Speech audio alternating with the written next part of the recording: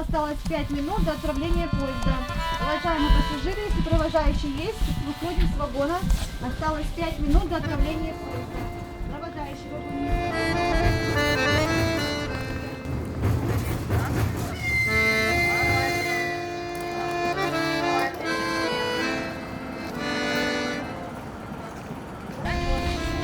У нас самая большая страна, самая богатая история. У нас поэты, люди у нас прекрасные. У нас до Бога далеко, до царя еще дальше. И вот сел в поезд, все проблемы остались сзади. Застучали колеса, все, я до подушки, все, я сплю. Куда ты едешь, проблемы еще там. Это поезд дальнего следования Владивосток-Москва. Видишь всю Россию. Это наш второй дом. Пассажиры очень любят пофилософствовать. Почему зарубежные люди богаче, чем мы? Менять ничего не хочу, может поэтому. Слово за слово, и потом говорит, фу, все, высказался. Вам тут можно высказать, потому что мы выйдем, и вы меня забудете, так же и я вас.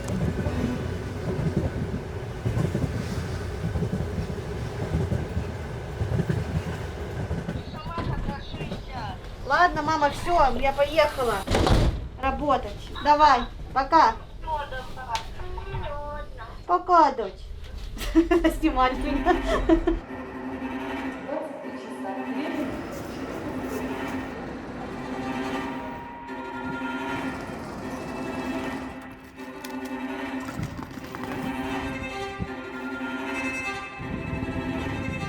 Провожающие, если есть, пожалуйста, выходим. Все, пассажиров у нас нет. Закрываем трап.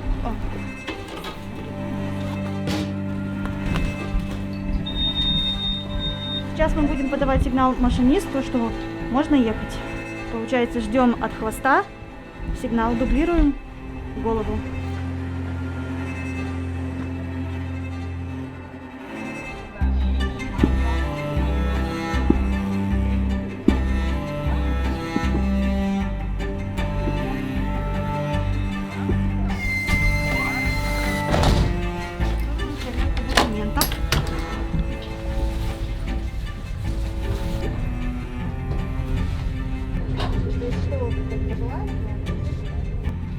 Получается, с Владивостока до Москвы 7 суток, и также с Москвы до Владивостока 7 суток.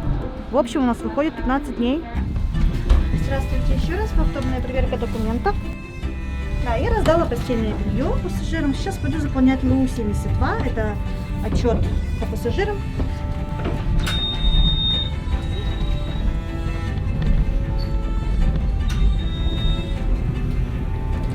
Сдаю смену и ложусь отдыхать.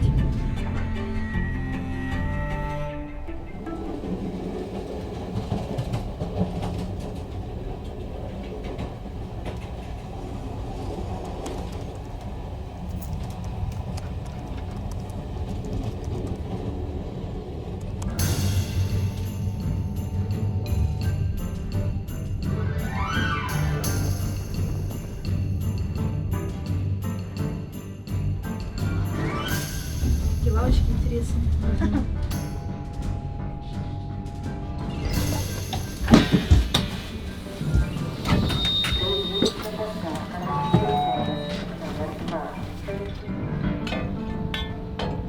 Лед сбиваю с тормозной передачей рычажной.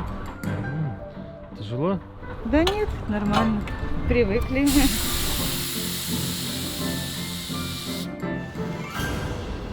Флажки — это то же самое, что фонарики? Или Да, как? то же самое, что фонарик, подавать сигнал машинисту, что мы можем ехать. А почему когда-то флажки, а когда-то фонарики? Потому что днем флажок, а ночью фонарик.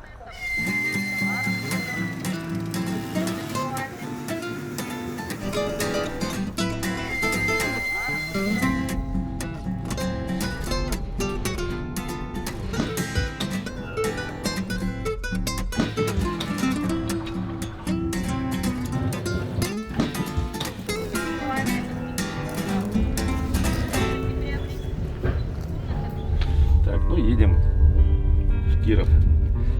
Ездил к отцу на день рождения, у него 92 года. Старичок такой очень. хорошем теле, такой бегает. Ну, так спрашиваешь, как у тебя дела? Он говорит, ну, мы же в одной стране живем. Что тут спрашивать? Как бы, у меня хорошо, у него будет хорошо. Песня сочинена недавно, буквально год-полтора назад.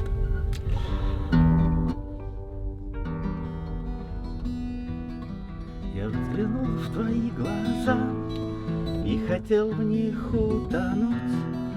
Я, наверное, сошел с ума, когда чувства сдавили грудь. Умереть, чтобы знать, поднимаются как паруса, и смотреть в изумрудную гладь, видя в ней лишь твои глаза. И смотреть в изумрудную гладь, видя в ней лишь свои глаза. Твои глаза. Отлично. То, что на душе заболело где-то когда-то, оно живет. Ну, это нужно как-то делиться с людьми, которые, может быть, этого не слышали, никогда не знают, что это такое.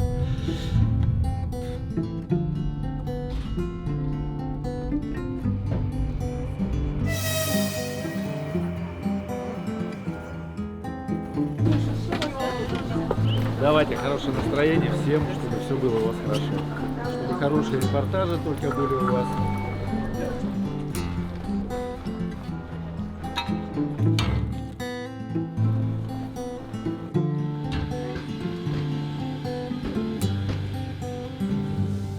Каждый пассажир хочет, чтобы его выслушали.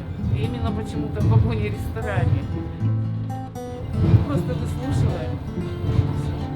Советов-то мы никаких не можем дать. А моя история, кому она нужна?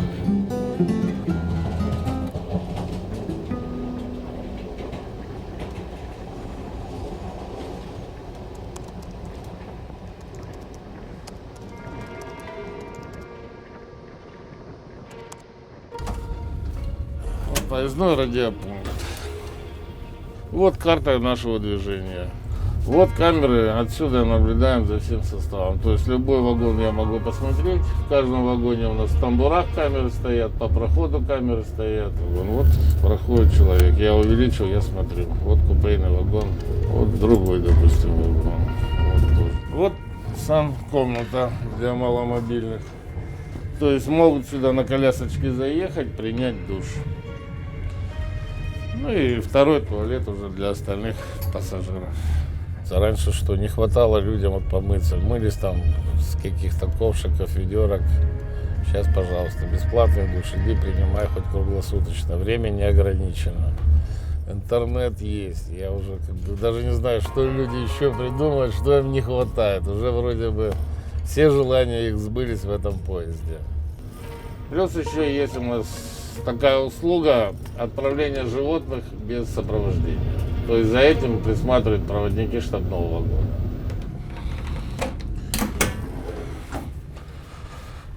Вот багаж. Вот у нас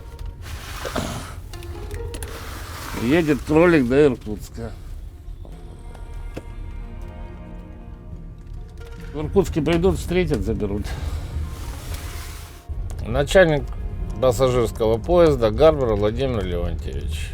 Поезд 002, Москва-Владивосток. 31 декабря мы отправились из Владивостока. 7 января были в Москве. И 8 отправились из Москвы. Да уже привыкли к этому. Я так уже 33 года здесь работаю. Больше половины жизни прошло в поезде. Я люблю в поезде спать. С вагона на вагон, туда-сюда, и пока туда-сюда. Столько километража наделаешь, как бы. Потом ножки к вечеру уже болят. Зовут меня Куликова Маргарита Михайловна. Мне самое больше вообще нравится плацкарт. Я зашла, стала в середине вагона, всех людей вижу, что кто что делает. Кто хулиганит, кто не хулиганит. Как бы. За штабным вагоном, за 9-10 работает сестра родная. Так, это наше расписание города Владивосток, Москва, Москва, Владивосток. Это у нас чайная продукция, которую мы торгуем. Ну, тоже, когда я пришла сюда, мне говорят: девочка, тебе сколько лет, как тебе родители отпустили? Я говорю: ну вот так, говорю, отучилась и все, говорю. Да, мне 20. Меня зовут Гнетнева Александра, я работаю в ЛЧТ-3 проводником пассажирского вагона. Всё. Так, что вам еще показать? Тут вот пассажиры. Да, еще так. Пока летаю в романтике туда-сюда. Также ты находишь, может быть, как-то знакомых там через города. Ты общаешься с ними, потом у вас происходят встречи.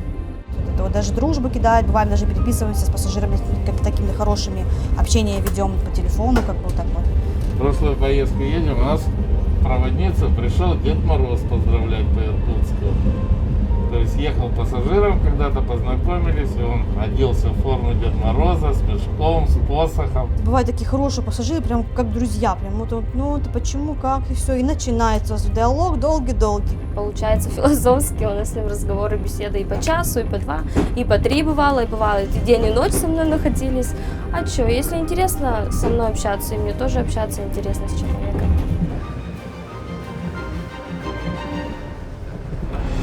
Давайте, возьму пока. Это сколько все? Пассажиры очень любят пофилософствовать, когда они идут с вагона ресторана. Это же прекрасно, а душу всегда излить хочется, особенно когда проблемы. Зовут меня, значит, Захар, студент 4-го курса философского факультета с Русского острова ДУФУ. Проводник, подрабатываю вот зимой и летом в вагонах. Основное направление Владивосток-Москва и обратно. Ты изливал душу пассажирам? Нет, на самом деле, я не изливал душу пассажирам. У меня есть кому изливать. У меня и родители, и друзья, и... А наоборот, тебе кто изливал? Да. Был военный, и у него, короче, куча детей. У него, что ли, 7 детей, но вместе они не живут. Потому что, опять же, с женой там проблемы. Что у всех проблемы с женами, господи. Вот. И он мне давай жаловаться. Вот, жена не дает мне с детьми разговаривать. Я эту тему подаю, потому что сам я как бы без отца. Мы ушли от отца. И я им говорю, так возьмите сами, позвоните, сами приедьте. Дети, может, ждут вашего звонка пообщаться. Вот мать там типа трубку не дает. Говорю, приедьте, поговорите с детьми. В чем проблема? Я говорю, ну вот я ребенок, который вот, тоже без отца. Меня мать не настраивала. Я просто хотел, чтобы у меня был отец, а он вот так вот не пишет. Он мне вот сейчас отправил в WhatsApp картинку, там что-то с Новым годом. Но мне до фени уже. Все, момент он свой упустил.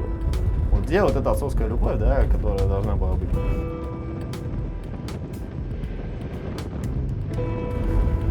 Вот так вот люди изливают.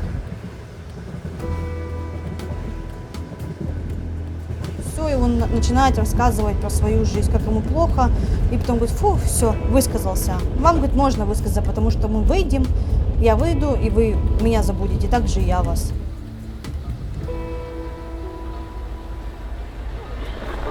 Обнимаемся, прощальный поцелуй, стакан горилки. Куда едете? Мы до Иркутска. Меня зовут Надежда, у меня очень красивое имя. Надеется ждать. Перезагрузиться вот эти 2 дня в поезде, да. Помедитировать, переосмыслить все, что произошло, как-то устаканить у себя. Я приезжаю, и у меня сразу идет сессия. Вот. И я сейчас буду в поезде писать там рефераты, курсовые, там что-нибудь еще. Что за тема? Ну, меня еще друг не скинул, поэтому я сейчас дождусь и буду писать. Ну, вообще там по философии и социологии, кажется.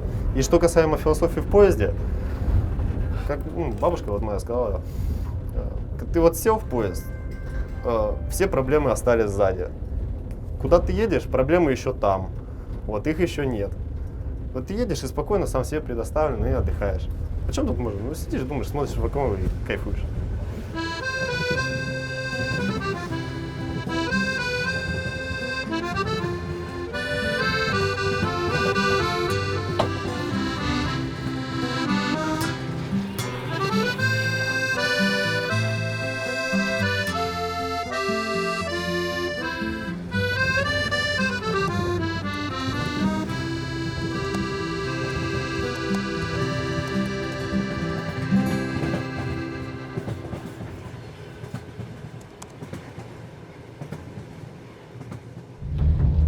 Пассажиры вот на каждой двери и на унитазе везде написано не бросать в унитаз бумагу, посторонние предметы. Ну, бывают такие моменты, когда пассажиры бросают предметы личной гигиены. Ну и, соответственно, эти туалеты вакуумные, био, забиваются клапаном.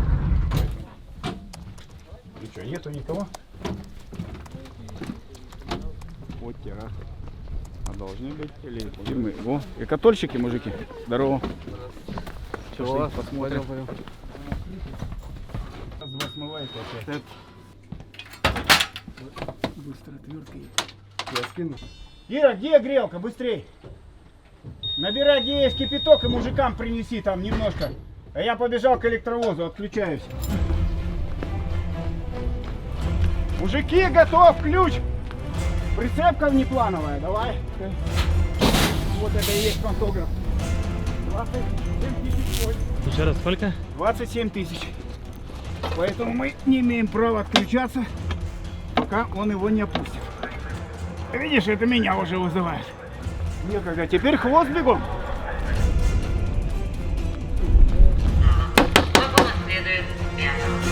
Это мы подключаем высоковольтное отопление, 3000 вольт.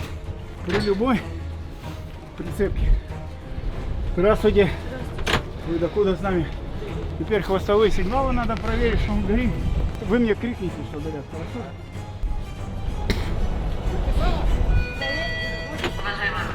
Горят! Видите, включила. Все, теперь мы его подключим к электровозу опять. Ну и там закончим ремонт, что у нас в туалетом.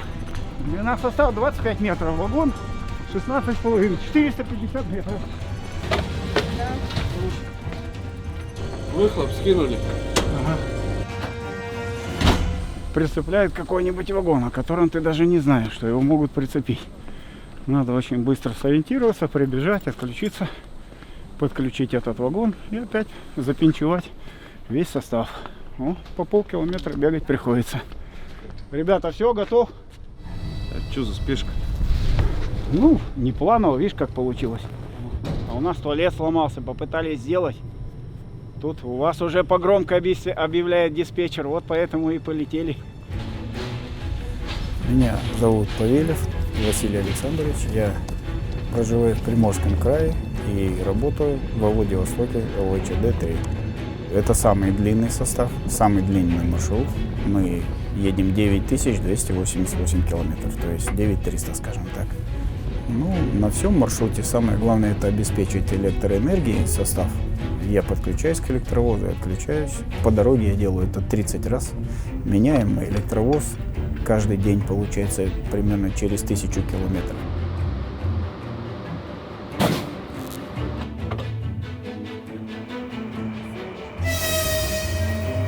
В этих вагонах 1,5 тонны воды. Каждые 12 часов мы заправляемся. Из расчета 20 литров на каждого пассажира. И умыться, значит, и в туалет сходить, и чай попить. Все входит сюда примерно так. Эти вагоны еще находятся на гарантии и выпускаются Тверским заводом ТВЗ, то есть бывший Калинина. Это наши отечественные. Такие составы собрали. То есть всего их пока 3. Конечно, много пассажиров ездят. И я в отпуск езжу в Сибирь к себе. То есть я тоже 4 дня еду как пассажир. Плацкарт или купе? Ну, в плацкартных у нас едет менее обеспеченный народ, скажем так. В принципе, они же абсолютно одинаковые, что плацкартный, что купейный. Просто тут 52 человека в плацкарте, а в купейнике, сейчас нажму еще раз, 36, 32. Раньше служил в армии, но в армии не дослужил до пенсии, уволился молодым и потом по разным обстоятельствам не дослужил до пенсии. Хотел восстановиться, но что-то не так хотел, уже возраст. Вот я 7 лет назад стоял на бирже тоже, и поэтому искал работу и пришел на железную дорогу. Отучился, стал работать проводником, проработал 1,5 года и потом пошел на курсы, подучился и стал уже работать механиком. Ну, механика 50 тысяч выходит зарплата. Вот это особенность всей страны. Есть высшее образование, можешь устроиться более-менее на квалифицированную работу. А если нет, значит, будешь работать кем сможешь и куда возьмут. Положим. Ну тут так нормально, ничего тут не обмерзло. Ну, обледенение у нас же намерзает, и поэтому Светлана, директор ресторана, сама отбивает. Вот таким молоточком, кувалдочкой. Там такие сосульки, сейчас будет мороз, 40 градусов будут, ого. Это сейчас пока тепло, хорошо. Тепло это сколько по сибирским меркам? Ну вот сейчас 18, это очень тепло, скажем так. Отпустило. А вообще самые холодные морозы здесь, вот в Могочь, Аксеньевская, Чернышевск, до 55 градусов. Уже в этом году был такой мороз. Я тебя убью. По Владивостоку.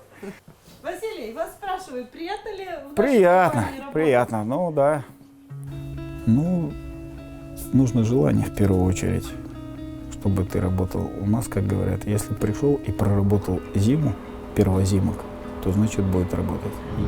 Ну, вообще работать в поезде, да, и ездить так далеко от дома, ну, это, наверное, тоже особый склад характера у людей. Ну, не каждый сможет здесь работать. Ну, уже привыкли, втянулись, и доработать тогда пенсию нужно, надо ее заработать, хотя мы возраст подняли, куда нам бежать уже?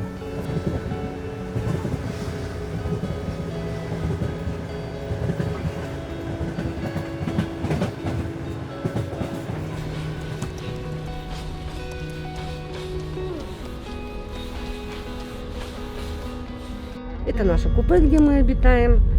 Да, я старшая, меня зовут Лидия Александровна, Людмила Иннокентьевна, Елена Васильевна. Ну и с нами еще два парня едут тоже. Они бежали, в общем, они испугались, да, они не хотят сниматься на камеру. Ну вот. Ну да, решили денег подзаработать и открыть, я так поняла, Сашу, что да, и открыть какой-то бизнес свой. Ну а Костя у нас, я говорю, инвалид, поэтому ну, у него выбора нет. Хоть какая-то работа, но она есть. Ну, рейс у нас 20 тысяч. Ну, то есть 2 недели отъездили, 20 тысяч. Это, конечно, небольшие деньги, но как бы не было. Вот я 6 тысяч потратилась на продукты. Это вот на 2 недели я закупилась. Ну и остается где-то 14 тысяч. И все, 13-14 тысяч остается. Но это небольшие деньги. Ну а зато объем работы, ой-ой-ой, какой. Мы уже ждем, не дождемся, когда приедем в Владивосток. А почему подрабатываю? Пенсия, не сказать, что сильно большая. Я получаю 17 тысяч. Пенсию за квартиру отдай. Значит, что-то, если хорошенькое, купи. Все, денежек не хватает. Могу маленечко поработать, но не обязательно до 70. Ну, 1,5-2 годика хочу поработать, но тоже что-то приобрести, что-то подарить, что-то купить. Меня зовут Лидия Александровна Бахтина. Живу я в городе Уссурийске Приморского края. До этого 10 лет проработала на УЛРЗ, локомотивно-ремонтный завод. Красила тепловозики. Потом работала кладовщиком. Ну, 30 ноября уволилась, так как у меня умер сын. И чтобы не сойти с ума, я решила попробовать вот эту работу. Мне подружка посоветовала, я позвонила и устроилась в войска работать.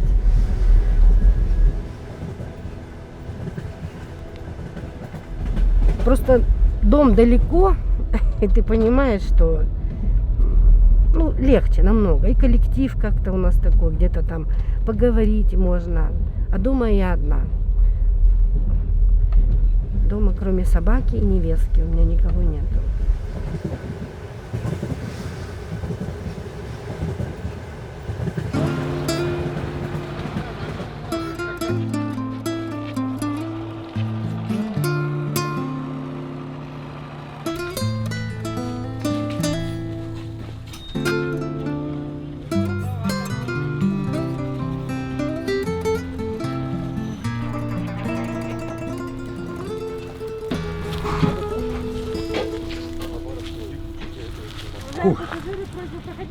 Все, мое, какой вы?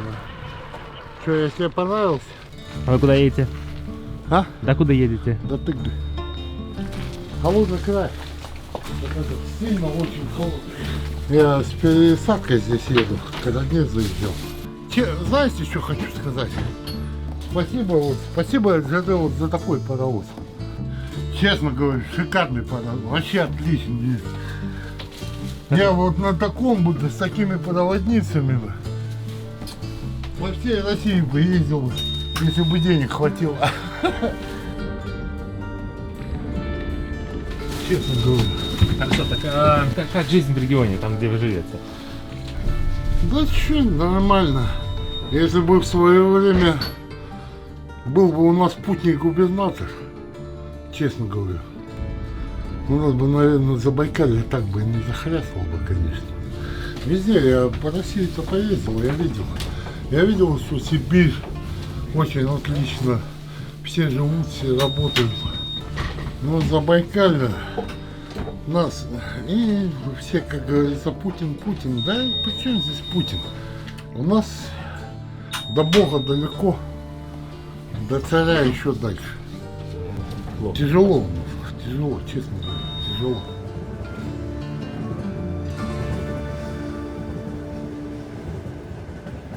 Почему зарубежные люди богаче, чем мы? Может, потому что нам не дают этого делать? И развиваться как следует. Мы не можем получать нормальные зарплаты. То есть у нас монетарная политика, все уходит на Москву. И мы не можем сделать, так сказать, мужика, который бы зарабатывал в регионе, что-то давал региону. Привлекаем зарубежные инвестиции, то есть корейцы без проблем едут на Байкал, ходят, смотрят, а куда бы нам вложить денежки, в какой бы участок. Вот этот вот, да, не очень здесь, вот здесь покрасивее, здесь будем работать. То есть, а почему, так сказать, в бывшем Советском Союзе, неужели мы не можем быть богаче, откровенно говоря? Михаил, 75-й регион, Забайкалье, еду из Читы в Хабаровск.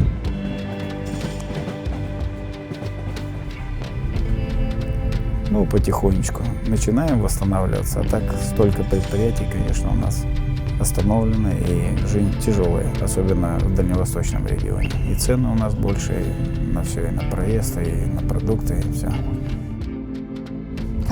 Каждому человеку по-разному, какая Россия. Для меня наполовину хорошая, наполовину плохая. Есть работа у людей, много перспектив всяких разных. А минусы то, что у нас в России все дорого, все это вот кругом, все деньги для этого всего. Путин тоже дорого все делает. А что нужно сделать для того, чтобы, как говорите, дети жили лучше? Брать опыт Советского Союза, брать опыт той же Швеции, как страны, которая сформировала именно социализм, к которому мы так стремились в свое время, и сейчас пришли к такому поганенькому капитализму. Вот и все, и дети будут жить лучше. Нехватка денег. Вот какая проблема у людей бывает. И им приходится уезжать надолго с дому, чтобы заработать эти деньги. Они оставляют свои семьи, жен, детей там. Естественно, они скучают, они переживают. Ну, вот это проблема. Ну, планы, конечно, есть у меня, то, что уже как бы пора уже возвращаться, как говорила я, на сушу, потому что как бы поезда, постоянно в поезде 15 дней, 15 дома, это как бы не жизнь, как говорится, нормальная. Ну, я думаю, что должна и постоянно жена быть дома, а не в поездах.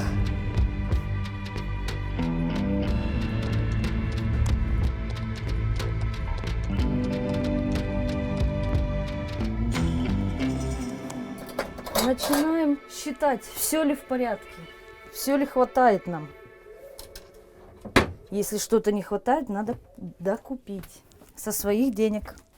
Воруют подстаканники, воруют одеяло, вешалки ломают, поменять. Здесь все на месте. Че, я только вечером попаду домой, спать, в первую очередь отсыпаться. Дня 2-3. И ребенок как бы уже привык. Поначалу не хотела меня отпускать. Сейчас уже привыкла. Езжай, мама, зарабатывай деньги.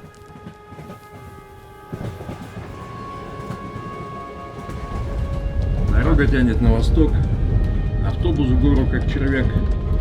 Но все равно в душе восторг. Я все же дома как-никак. Внизу Никишиха видна, на ней не видно бригантин. Она горда и холодна, я к ней купаться приходил.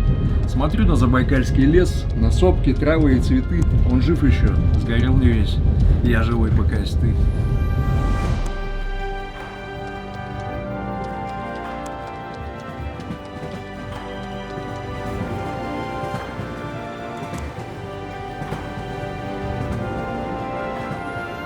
Часто мотаюсь, командировки, в общем-то, и всегда любуюсь вот этими пейзажами. Что вдохновляет? Природа вдохновляет, Родина, люди, многое вдохновляет. Почему мы сейчас разговариваем? Потому что вы делаете проекты, и, собственно говоря, у каждого есть проект. Пожить интересно, наверное, в этой жизни, ну, если все-таки о чем-то думать, о хорошем. Поэтому и путешествовать надо. Вот что. Скажи, давайте если немножко о хорошем. Вот едешь в поезде, красоты эти видишь. Да, конечно, красота. Особенно ночью, все горит. В Москву ходили. Вообще обалденно, площадь такая, нафотографировались. Да и так на станциях проезжаешь. Душу радует. Особенно по Сибири, когда едешь. И ели какие стоят. А тут прям как в сказке. И ну раз думаешь, выйти бы туда вот погулять. Да, успокоение такое дает. Какое-то блаженство такое внутреннее. А ребенка с собой летом чисто показать? Да, думала отдохнуть летом, ну просто проехать, показать ей страну, все. Ну, в своем уже поезде. Ну, интересно то, что посмотреть. Многие мечтают съездить в Москву, именно проехать поездом, хоть посмотреть, полюбоваться тем, что действительно обширная страна, такая территория. У нас 10 часовых поясов. Историй всяких достаточно. Я ехал, допустим, встречал профессора. Очень долго мы спорили про золото Колчака, которое утопили у нас в Байкале.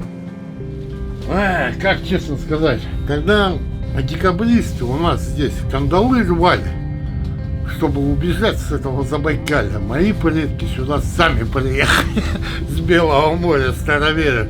Всем староверам привет. Таких людей встречаешь, с которыми очень серьезные вопросы поднимают и спорят о политике, об истории.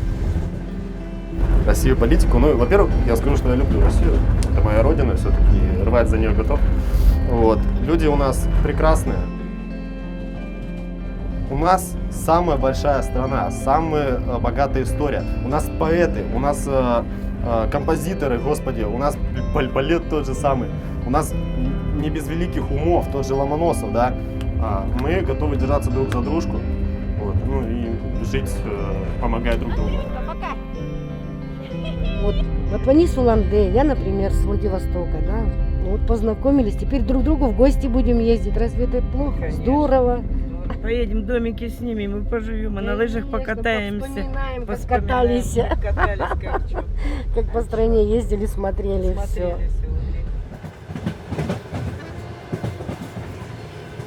Как помните, Анатолий Попанов сказал, да, хочется еще пожить, поработать в фильме, в последних кадрах, поэтому едешь и смотришь, и, конечно, хочется, чтобы эти кадры были никогда не последними. Всегда хочется увидеть что-то новое, узнать, пожить, поработать. Вот так.